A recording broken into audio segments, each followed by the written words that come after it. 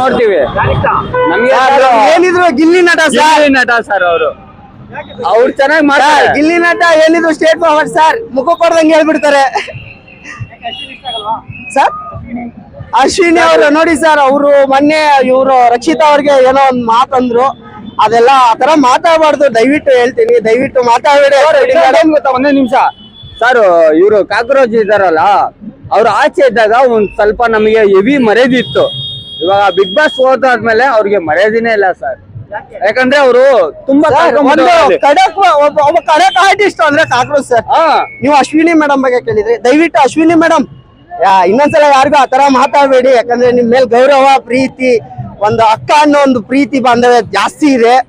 ಅಕ್ಕ, ಅಶ್ವಿನಿ ಅಕ್ಕ, ದಯವಿಟ್ಟು ಆತರ ಮಾತಾಡಬೇಡಿ. ನಿಮ್ಗೆ ಪ್ಲೀಸ್ ರಿಕ್ವೆಸ್ಟ್ ಮಾಡಿ ಹೇಳ್ತಾ ಇದೀನಿ, ಯಾರಿಗೂ ಮಾತಾಡಬೇಡಿ. ತಪ್ಪು ಮಾಡಿದ್ರೆ ಮಕ್ಕಳ್ದು ಹೇಳ್ಬಿಡಿ, ಬೇಜಾರಿಲ್ಲ ನಮ್ಗೆ. ಅವ್ರು ತಪ್ಪು ಮಾಡಿದಾರೆ ಅಂದ್ರೆ ಮಕ್ಕಳ್ದು ಹೇಳ್ಬಿಡಿ, ನಾವು ಸಹಿಸ್ಕೊತೀವಿ. ಯಾಕಂದ್ರೆ ಆತರ ಕೆಟ್ಟದಾಗ ಮಾತಾಡಬೇಡಿ. ಕೆಟ್ಟದಾಗ ಅಂದ್ರೆ ಅದೇನ್ ಕೆಟ್ಟದಾಗಲ್ಲ, ಬಟ್ ಕೇಳೋ ರೀತಿ ಸ್ವಲ್ಪ ರಾಂಗ್ ಅನ್ಸುತ್ತೆ. ದಯವಿಟ್ಟು ಮಾತಾಡಬೇಡಿ ಆತರ. ಸರ್ ಇನ್ನೊಂದೇನ್ ಗೊತ್ತಾ, ನನ್ ಕಡೆಯಿಂದ ರಿಕ್ವೆಸ್ಟ್ ಸರ್, ಇದು ಕಾಕ್ರೋಚ್ ಸುದಿ ಅವ್ರು ಇದಾರಲ್ಲ, ಅವರು ಇಲ್ಲಿ ಆಚೆ ಇದ್ದಾಗ ಒಳ್ಳೆ ಪ್ಲೇಯರ್ ಆಗಿದ್ರು. ಏನಂದ್ರೆ ಅವ್ರನ್ನ ಭಾರಿಯಾಗಿ ನೋಡ್ತಾ ಇದ್ರಿ ಅಲ್ಲ. ಬಿಗ್ ಬಾಸ್ಗೆ ಸುದೀಪ್ ಸರ್ ಹೋಗಲ್ಲ ಅಂದಿದ್ರು ಸರ್. ಯಾಕೆ ಹೋದ್ರಿ ಸರ್ ಹೋಗಲ್ಲ ಅಂತಂದು? ಸರ್ ಸರ್ ಒಂದ್ ನಿಮಿಷ ಇರೋ ಮಾತಾಡ್ತೀನಿ. ಒಂದ್ ನಿಮಿಷ ನಾನು ಹೇಳೋದು ಸರ್, ಒಂದ್ ನಿಮಿಷ. ಸರ್ ಏನ್ ಗೊತ್ತಾ ಸರ್, ಇವಾಗ ಸುದಿ ಅವ್ರ ಬಗ್ಗೆ ನಾನು ಹೇಳ್ತಾ ಇದೀನಿ ಸರ್. ಅವರು ಕಾಕ್ರೋಚ್ ಅವರು ನನಗೆ ತುಂಬಾ ಇಷ್ಟ. ಅವರು ನನಗೆ ತುಂಬಾ ಗೋಲ್ಡ್. ಅವ್ರು ಅಂದ್ರೆ ನನಗೆ ತುಂಬಾ ಇಷ್ಟ. ಆದ್ರೆ ಇವರು ಬಿಗ್ ಬಾಸ್ ಹೋದಾಗಿಂದ ಅವ್ರು ಮರ್ಯಾದಿನೇ ಕಳ್ಕೊಂಡ್ಬಿಟ್ಟವ್ರೆ, ಅವ್ರ ಹೆಸರನ್ನೇ ಹಾಳು ಮಾಡ್ಕೊಂಡ್ಬಿಟ್ಟವ್ರೆ. ಅವರು ಅಲ್ಲಿಗೆ ಹೋಗ್ಬಾರ್ದಾಯ್ತು. ಅದು ಗೊತ್ತಾಯ್ತು ಸರ್, ಅದು ಒಂದು ಲ್ಯಾಂಗ್ವೇಜ್ ಬಂತು. ಸುದೀಪ್ ಸರ್ ಕೇಳಿದ್ರು, ಅದು ತಪ್ಪಾಯ್ತು. ಅದೆಲ್ಲ ಹೆವಿ ಬೇಜಾರಾಯ್ತು. ಆತರ ಅವರು ಬಿಗ್ ಬಾಸ್ ಏನಕ್ಕೆ ಹೋದ್ರು, ದುಡ್ಡುಗೋಸ್ಕರ ಹೋದ್ರೋ, ಮತ್ತೊಂದಕ್ಕೆ ಹೋದ್ರೋ, ಇಲ್ಲ ಇನ್ನೊಂದಕ್ಕೆ ಹೋದ್ರೋ, ಅದು ನಮ್ಗೆ ಗೊತ್ತಿಲ್ಲ. ಅರೆ ಅವ್ರು ಹೋಗಿದ್ದು ತಪ್ಪು ಸರ್. ರಕ್ಷಿತಾ ಒಳ್ಳೆ ಆಟ ಆಡ್ತಾ ಇದಾರೆ, ಒಳ್ಳೆ ಎಲ್ರು ಕ್ಯಾಪ್ಚರ್ ಮಾಡ್ಕೊತಾ ಇದಾರೆ, ಎಲ್ಲಾ ಮನ್ಸು ಗೆದ್ದಿದ್ದಾರೆ ರಕ್ಷಿತಾ ಅವರು.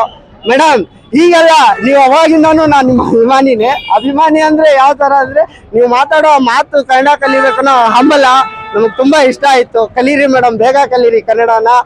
ಆಲ್ರೆಡಿ ಕಲ್ತು ಬಿಟ್ಟಿದ್ದೀರಾ, ಇನ್ನೇನ್ ಬಹಳ ಇಲ್ಲ, ಇನ್ನೊಂದು 25% ಕಲೀರಿ. ಕನ್ನಡಕ್ಕೆ ನೀವು ಗೌರವ ಕೊಡ್ತೀರಲ್ಲ, ಅದೊಂದು ನಂಗೆ ಇಷ್ಟ ಆಯ್ತು ಮೇಡಮ್. ಮರ್ಯಾದೆ, ಪ್ರೀತಿ ಯಾವಾಗಲೂ ಕನ್ನಡದ ಮೇಲೆ ಇರ್ಲಿ. ಕನ್ನಡನೇ ಈ ತರ ನೀವು ಕಷ್ಟಪಟ್ಟು ಕಲಿತಾ ಇದ್ದೀರಾ, ಹಾಗೂ ಮನ್ಸಿಂದ ಕಲಿತಾ ಇದ್ದೀರಾ ಅಂದ್ಮೇಲೆ ನಿಮ್ಗೆ ಒಳ್ಳೇದಾಗುತ್ತೆ. ಬಿಗ್ ಬಾಸ್ ನೀವು ವಿನ್ ಆಗಿಲ್ಲ ಅಂದ್ರೆ ಸೆಕೆಂಡ್ ಸ್ಟೇಜ್ಗೆ ಆದ್ರೂ ಬರ್ತೀರಾ. ಏನಿದ್ರು ಗಿಲ್ಲಿ ನಟ ಮಾತ್ರ ವಿನ್ ಆಗೋದು ಕನ್ಫರ್ಮ್. ಇದು ಅವ್ರದ್ದು ಮೈಂಡ್ ಸೆಟ್ ಸರ್. ಈಗ ಗೇಮ್ ಅನ್ನೋ ಒಂದು ಮೈಂಡ್ ಸೆಟ್. ಆ ಗೇಮ್ ನಾವು ಮೈಂಡ್ ಇಂದ ಆಡ್ತಾ ಇದ್ದಾಳೆ. ಇನ್ನೊಬ್ರನ್ನ ಸೋಲ್ಸ್ಬೇಕಂತ ಆಡ್ತಾ ಇಲ್ಲ, ಗೆಲ್ಬೇಕು ಅಂತ ಆಡ್ತಾ ಇದ್ದಾಳೆ. ಅವಳು ಗೆಲ್ಬೇಕು ಅಂತ ಆಡ್ತಾ ಇದ್ದಾಳೆ ಹೊರತು ಇನ್ನೊಬ್ರನ್ನ ಸೋಲ್ಸ್ಬೇಕಂತ ಆಡ್ತಾ ಇಲ್ಲ. ಅದೇ ತರ ಆಡಿ ಅದೇ ತರ ಗೆಲ್ಲಿ ಅಂತ ನಾನು ಹೇಳ್ತೀನಿ. ಆದ್ರೆ ಸರ್ ಅವರು ಲ್ಯಾಂಗ್ವೇಜ್ ಯಾರಿಗೂ ಅರ್ಥ ಆಯ್ತಲ್ಲ ಸರ್. ಅಲ್ಲಿ ಆ ಸ್ಟೇಜ್ ಅಲ್ಲಿ ಯಾರಿಗೂ ಅರ್ಥ ಆಯ್ತಲ್ಲ. ಒಬ್ಬೊಬ್ರು ಅರ್ಥ ಮಾಡ್ಕೊಂತವ್ರ ಅಷ್ಟೇ. ಅದೇ ಚೆನ್ನಾಗಿ ಮಾತಾಡ್ತವ್ರೆ, ತಿಳ್ಕೊಳ್ಳೋರ್ಗೆ ಗೊತ್ತಾಗುತ್ತೆ ಸರ್. ಅದು ಅವರು ಏನೋ ಏನೋ ಕಾವ್ಯ ಹೇಳಿದ್ರಲ್ಲ, ಅದಕ್ಕೋಸ್ಕರನೇ ಮಾಡಿದೆ ಅಂತ ಹೇಳಿದ್ದಾರೆ. ಅದು ನಿಜನಾ ಇಲ್ವಾ ಸುಳ್ಳು ಗೊತ್ತಿಲ್ಲ. ಅದು ನಾವು ನಾವು ಡೈಲಿ ನೋಡ್ತಾ ಇರ್ತೀವಿ ಬಿಗ್ ಬಾಸ್. ಅರೆ ತುಂಬಾ ಇಷ್ಟ, ಕಾವ್ಯನೂ ಇಷ್ಟಾನೇ, ಮತ್ತೆ ಗಿಲ್ಲಿ ನಟ ಇಬ್ರು ನಮ್ಗೆ ಇಷ್ಟ. ಆದ್ರೆ ಗಿಲ್ಲಿ ಗೆಲ್ಬೇಕಂದ್ರೆ ನಮ್ಗೆ ತುಂಬಾ ಇಷ್ಟ. ಕಾವ್ಯಗೋಸ್ಕರನೇ ಮಾಡ್ಕೊಂಡಿರೋದು. ಹೌದೌದು. ನೋಡಿ ಸರ್, ಹುಡುಗರ ಆಟ ಆಗಲ್ಲ. ಹುಡುಗರ ಆಟ ಅಂದ್ರೆ ಹಿಂಗೆ ಸರ್, ಒಂದು ಹುಡುಗಿ ಬೇಕಂದ್ರೆ ಸರ್, ಹುಡುಗ ಮಾಡಕ್ ರೆಡಿ ಇರ್ತಾನೆ. ಅದಕ್ಕೆ ಹೇಳೋದು ಹುಡುಗನ್ ಮನ್ಸು ಕಲ್ಲು ಅಂತ. ಯಾಕಂದ್ರೆ ಕಲ್ ಮೇಲೆ ನೀರ್ ಹಾಕಿದ್ರೆ ಜರ್ದೋಗ್ಬಿಡುತ್ತೆ.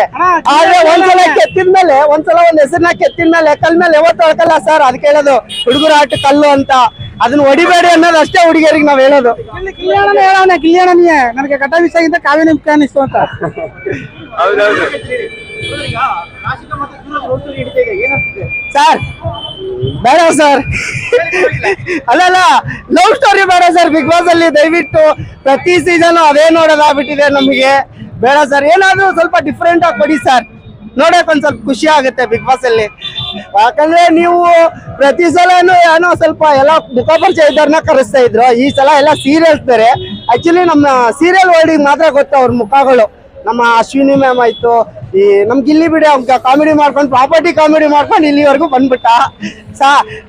ಗಿಲ್ಲಿ ಅಣ್ಣ ನಿಂಗೆ ಗಿಲ್ಲಿ ಅಣ್ಣ ಅನ್ಲು ಬ್ರೋ ನಂದು ನಿಂದು ಏಜ್ ಒಂದೇ ಒಂದ್ ಮಾತು ಹೇಳ್ತೀನಿ ಬಿಟ್ಬಿಡು ಬ್ರೋ ಅದು ಪ್ರಾಪರ್ಟಿ ಹಳೇದ್ ಅನಿಸ್ತಾ ಇದೆ ಬ್ರೋ ಏನಾದ್ರೂ ಹೊಸ ತಗೊಂಬ ಮತ್ತೆ ಅದು ಮತ್ತೆ ನೆನ್ಸ್ಬೇಕು ಗಿಲ್ಲಿ ಮತ್ತೆ ಕಮ್ ಬ್ಯಾಕ್ ಅನ್ಬೇಕು ಆತರ ಬಾ ಬ್ರೋ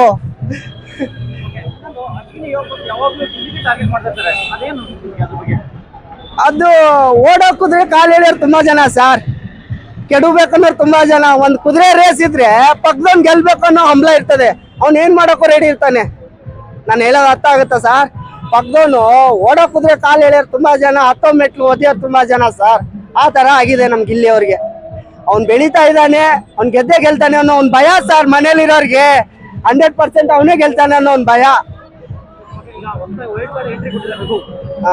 ಅದೇ ಇದು ಬಿಲ್ಡರ್ ಸರ್ ಆಕ್ಚುಲಿ ಹೇಳ್ಬೇಕಂದ್ರೆ ಸರ್ ಈಗ ಹೇಳ್ತೀನಿ ರಘು ಅಣ್ಣ ನೀವ್ ಬಂದು ಅದೇ ಬಿಗ್ ಬಾಸ್ ಶೋನೆ ಎಲ್ಲೋ ಹೋಯ್ದು ಬಿಟ್ಟಿದ್ಯಾ ಬ್ರೋ ಏನಿದ್ರು ನೀನು ಒಂಥರ ಒಳ್ಳೆ ಸಾಂಗ್ ಕಂಟೆಂಟ್ ಇಲ್ಲ ಸರ್ ನಮ್ಗೆಲ್ಲ ಏನ್ ತೊಂದ್ರೆ ಇಲ್ಲ ನಾವು ಒಂದು ಏನಂದ್ರೆ ನಾವ್ ಎಲ್ಲಾರು ಓಟ್ ಹಾಕ್ತಿವಿ ನಮ್ಗೇನ್ ಕಣ್ಣು ನಮ್ ಕಣ್ಣಿಗೆ ಯಾರು ಒಳ್ಳೆತನ ಕಾಣಿಸುತ್ತೋ ಅವ್ರಿಗೆ ಮಾತ್ರ ನಾವು ಹಾಕಕ್ಕಾಗುತ್ತೆ ಏನ್ ಸರ್ ಕರೆಕ್ಟ್ ಇಲ್ವಾ ಸರ್ ಅಷ್ಟೇ ನಮ್ ಪ್ರೀತಿ ನಾವ್ ಯಾರು ತೋರ್ಸಕ್ಕಾಗುತ್ತೋ ಅವ್ರನ್ನ ತೋರ್ಸಕ್ಕಾಗುತ್ತೆ ಅಷ್ಟೇ ಗಿಲ್ಲಿ ಆಗ್ಲಿ ಅವ್ರು ರಘು ಆಗ್ಲಿ ಮತ್ತವ್ರು ಆಗ್ಲಿ ಇನ್ನೊಬ್ರಾಗ್ಲಿ ನಮ್ ಕೈಲಿ ಯಾರು ನಮ್ಗೆ ಇಷ್ಟ ಆಗುತ್ತೋ ಅವ್ರನ್ನ ಮಾಡಕ್ಕಾಗುತ್ತೆ ಸರ್ ಬೇರೆಯವರೆಲ್ಲ ವಿಚಾರ ಮಾಡಕ್ಕಾಗಲ್ಲ ಏನ್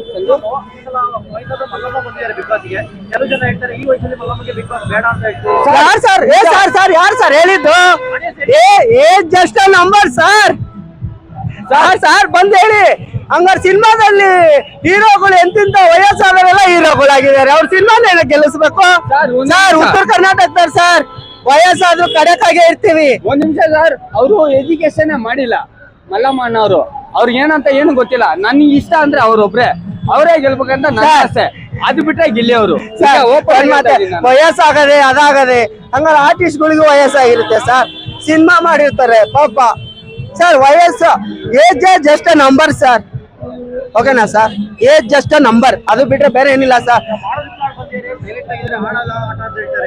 ಯಾರು ಮಲ್ಲಮ್ಮನ ಸರ್ ಮಾಳು ಸರ್ ನಾ ಡ್ರೈವರ್ ಬಿಡಿ ಸರ್ ಅವ್ರು ಹಾಡು ಕೇಳ್ಕೊಂಡೇ ಬೆಳೆದಿದ್ದ ಜೀವ ಇದು ಮಾಳು ನಿಪ್ರಾಳ ಅಣ್ಣ ಆಡ್ತಾ ಇಲ್ಲ ಆಕ್ಚುಲಿ ನಿಜ ಹೇಳ್ಬೇಕಂದ್ರೆ ಆಡ್ತಾ ಇಲ್ಲ ದಯವಿಟ್ಟು ನಿಮ್ ಆಟನ ಸ್ಟ್ರಾಂಗ್ ಮಾಡ್ಕೊಳ್ಳಿ ಅಣ್ಣ ಯಾಕಂದ್ರೆ ನಿಮ್ ಮೇಲೆ ಹೋಗಿ ಬಾಳ ಇಟ್ಟಿದ್ದೇವೆ ನಾವು ಉತ್ತರ ಕರ್ನಾಟಕದವ್ರು ಬಟ್ ಆದ್ರೂ ಜಿಲ್ಲೆನ ಯಾಕಂತಂದ್ರೆ ಅವನಂತ ಪರ್ಫಾರ್ಮೆನ್ಸ್ ಯಾರು ಕೊಡ್ತಾ ಇಲ್ಲ ಮನೇಲಿ ಏನಿದ್ರು ಮುಖ ಕೊಡ್ದಂಗೆ ಹೇಳ್ತಾರೆ ಏನಿದ್ರು ಏನು ಸ್ಟೇಟ್ ಫಾರ್ವರ್ಡ್ ಮಾತಾಡ್ತಾರೆ ಅವ್ರಂಗೆ ಆಟ ಆಡ್ತಿರೋರು ಯಾರು ಇಲ್ಲ ಮಾಳು ಅಣ್ಣ ನಿಮ್ಮ ಮೇಲೆ ನಮ್ಮ ಉತ್ತರ ಕರ್ನಾಟಕ ಜನ ಹೋಗಿ ಬಾಳ ಇಟ್ಟಿದ್ದೇವೆ ಇನ್ನು ಆಟ ಆಡಿ ಗೆಲ್ಲಿ ಅಣ್ಣ ಯಾಕಂದ್ರೆ ಹನುಮಂತನ್ನ ನೀವು ಮೀರಿಸ್ತೀರಾ ಅನ್ಕೊಂಡ್ವಿ ನಾವು ಹನುಮಂತನ್ ಮೀರ್ಸೋದಲ್ಲ ಅವ್ನ ಸೈಡಲ್ಲಿ ಹೋಗಕ್ಕಾಗ್ತಾ ಇಲ್ಲ ನಿಮ್ಗೆ ದಯವಿಟ್ಟು ಆಟ ಆಡಿ ಅಣ್ಣ ಮಾಡೋಣ ದೊಡ್ಡ ಅಭಿಮಾನಿ ಓಕೆನಾ ಅಣ್ಣ ಅದಕ್ಕೋಸ್ಕರ ಹೇಳ್ತಾ ಇದ್ದೀನಿ ನಾನು ಜಾನಪದ ಲವರೇ ಅದಕ್ಕೆ ಹೇಳ್ತಾ ಇದ್ದೀನಿ ಮಾಡೋಣ ಆಟ ಆಡಿ ಗಿಲ್ಲಿನ ಸೈಡ್ ಹೋದ್ರು ಒಗದ್ರು ಖುಷಿ ಇದೆ ನೀವು ಒಗಿಲಿಲ್ಲ ಅಂದ್ರೂ ಖುಷಿ ಇದೆ ಯಾಕಂದ್ರೆ ನೀವು ಇಲ್ಲಿರೋರು ಅದನ್ನ ನೀವು ಅರ್ಥ ಮಾಡ್ಕೊಳ್ಳಿ ಮಾಡೋಣ 100 ಕೋಟಿ ಅಯ್ಯೋ ಆ ಅಪ್ಪನ ಬಗ್ಗೆ ಮಾತಾಡಕ್ಕೆ ನಂಗೆ ಆಯ್ತಾ ಇಲ್ಲ ಸತೀಶ್ ಅಲ್ಲ ಅವ್ರ ಬಗ್ಗೆ ಏನ್ ಹೇಳ್ಬೇಕಂತಾನೆ ಗೊತ್ತಾಗ್ತಾ ಇಲ್ಲ ನಂಗೆ 100 ಕೋಟಿ ರೂಪಾಯಿ ಅದೇ 100 ಕೋಟಿ ರೂಪಾಯಿ ಜನಕ್ಕೆ ಕೊಟ್ಟಿದ್ರೆ ಆಗ್ತಿತ್ತು ನಾಯಿ ಸಾಕ ತಪ್ಪಂತ ಹೇಳ್ತಿಲ್ಲ ಅದಕ್ಕೊಂದು ಲಿಮಿಟ್ ಇದೆ 25 ಲಕ್ಷ ಬಟ್ಟೆನೆ ತಗೊಂಡ್ ಹೋಗಿದ್ದೀನಿ ಅಂತ ಹೇಳ್ತಾ ಅದೆಲ್ಲ ಸುಳ್ಳು ಏನ್ ಸರ್ ಸುಳ್ಳು ಅಂತ ಅನ್ನಕ್ಕಾಗಲ್ಲ ಸುಳ್ಳು ಅಂತ ಹೇಳಕ್ಕಾಗಲ್ಲ ಅವ್ರವ್ರು ಫ್ಯಾಷನ್ ಅದು ನಾವ್ ಏನ್ ಹೇಳಕ್ಕಾಗಲ್ಲ ನಾವ್ ಹರಕ್ ಬಟ್ಟೆ ಹಾಕೊಂಡಾರಲ್ಲ ಬಡವರೆಲ್ಲ ಚಲೋ ಬಟ್ಟೆ ಹಾಕೊಂಡಾರಲ್ಲ ಶ್ರೀಮಂತರಲ್ಲ ಕಟ್ಟೋ ಬಿಲ್ಡಿಂಗ್ ಎಲ್ಲ ತಾಜ್ ಮಹಲ್ ಆಗಲ್ಲ ಗುಡಿಸ್ಲಾಗಿದ್ರು ಅನ್ನ ತಿಂದೆ ಹುಲ್ ತಿನ್ನಕ್ ಆಗಲ್ಲ ಇದಕ್ಕೆ ಏನಂತೀರಾ ಬ್ರೋ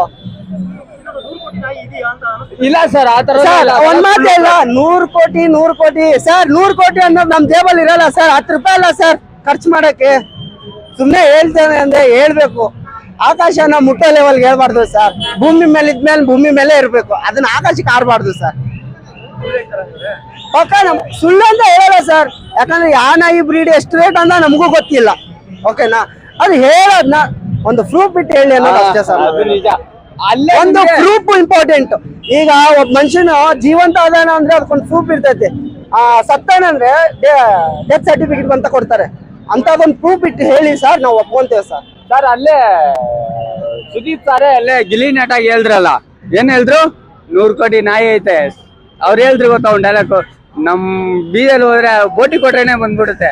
ಅದ್ರೆಲ್ಲ ಗೊತ್ತಾಗ್ಬೇಕು ಜನಕ್ಕೆ ಅಲ್ವಾ? ಅದೆಲ್ಲ ತುಂಬಾ ನಾವ್ ಹೇಳಕ್ಕಾಗಲ್ಲ, ಅರ್ಥ ಮಾಡ್ಕೊಂತಾರೆ ಎಲ್ಲ ಜನರೆಲ್ಲ ಅರ್ಥ ಮಾಡ್ಕೊಂತಾರೆ ಅಷ್ಟೇ ಸರ್, ಇನ್ನೇನಿಲ್ಲ ಸರ್. ಈ ಸ್ಪರ್ಧೆ ಬರಬಾರ್ದು ಯಾರು ಸರ್ ಈ ಸ್ಪರ್ಧೆ ಬೇಕಾಗಿರ್ಲಿಲ್ಲ. ಆಕ್ಚುಲಿ ಮಾಡು ಅಣ್ಣನೇ ಆಟ ಆಡ್ತಾ ಇಲ್ಲ, ಎಂಟರ್ಟೈನ್ಮೆಂಟ್ ಕೊಡ್ತಾ ಇಲ್ಲ.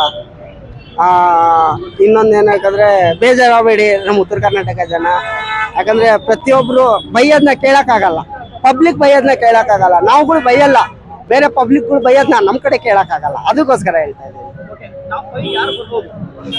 ನಾವು ಫೈಗೆ ಈ ಇರೋ ಕಂಟೆಂಟ್ 5 ಜನ ಅಂದ್ರೆ ಯಾರು ಬರ್ಬೋದು ಸರ್ ಅಭಿ ಅಣ್ಣ ನಮ್ ಸೀರಿಯಲ್ ಕಿಂಗು ಅಭಿ ಅಣ್ಣ, ಯಾಕಂದ್ರೆ ಅವ್ರ ಜೊತೆ ನಾವು ವಧು ಸೀರಿಯಲ್ ಅಲ್ಲಿ ಕೆಲಸ ಮಾಡಿದ್ದೀನಿ ಲೈಟ್ ಮ್ಯಾನ್ ಆಗಿ.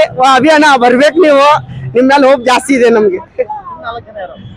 4 ಜನ ಅಂದ್ರೆ ಹೇಳೋದಂದ್ರೆ ಕಷ್ಟ ಸರ್. ಬಿಗ್ ಬಾಸ್ ಅಲ್ಲಿ ಹೀರೋ ಅಂದ್ರೆ ಯಾರು ಕೊಡ್ತೀರಾ?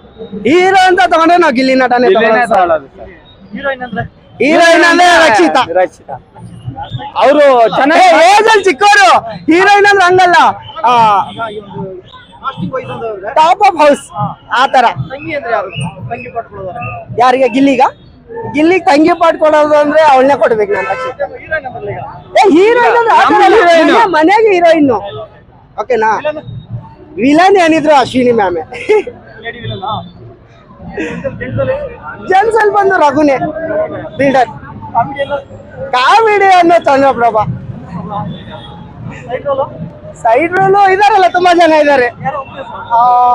ಅವ್ರ ಹೆಸರು ಅಷ್ಟು ಗೊತ್ತಿಲ್ಲ. ಇನ್ನೊಂದು ಜಾನಿ ಜಾನಿ ಬಗ್ಗೆ ಹೇಳಕ್ ಏನಿಲ್ಲ, ಒಂಥರ ಮೈಕ್ ಇದ್ದಂಗ ಅವರು.